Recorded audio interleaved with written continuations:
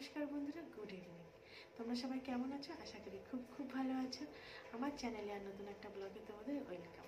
সারাদিন তো ক্যামেরার সামনে আসতে পারিনি, শুধু ভিডিও করে করে গেছে। কি করলাম না করলাম, ডোডোর অ্যাক্টিভিটি, মা কী করলো, তারপরে সর্দি অসুস্থ শরীরে কী কী করলো, সব ভিডিও করেছি, কিন্তু এডিট করার সময়টা আর পাইনি। তাই ভাবলাম সন্ধ্যাবেলায় ঠাকুর ঘরে এসে অ্যাটলিস্ট একটু ক্যামেরার সামনে তো আসি, ছোট্ট একটা ব্লগ আমি তোমাদেরকে দিতে পারবো। সারাদিনে কী করলাম সেটা না এডিট করে না দিতে পারি, অ্যাটলিস্ট মুখে তো বলতে পারো। তাই এলাম। তবে আজকে আমার কাছে একটা স্পেশাল কিছু আছে বলার জন্য। সেটা হচ্ছে, আমি তোমাদের আগের ব্লগেই বলেছি যে আমি আগে সোশ্যাল মিডিয়ায় খুব একটা অ্যাক্টিভ ছিলাম না।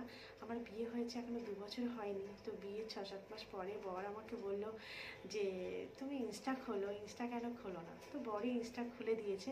সেখানেও আমি খুব একটা ভিডিও টিডিও করতাম না, কিন্তু ডোডোকে অ্যাডাপ্ট করার পরে আমার খুব ইচ্ছা হয়েছিল যে আমি ডোডোকে সবার সামনে তুলে ধরবো।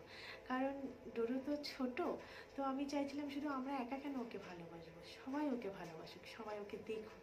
আর তার জন্যই অনেক দিন ধরে ভেবে ভেবে ভেবে ভেবে এই ইউটিউব চ্যানেলটা খুলেছিলাম।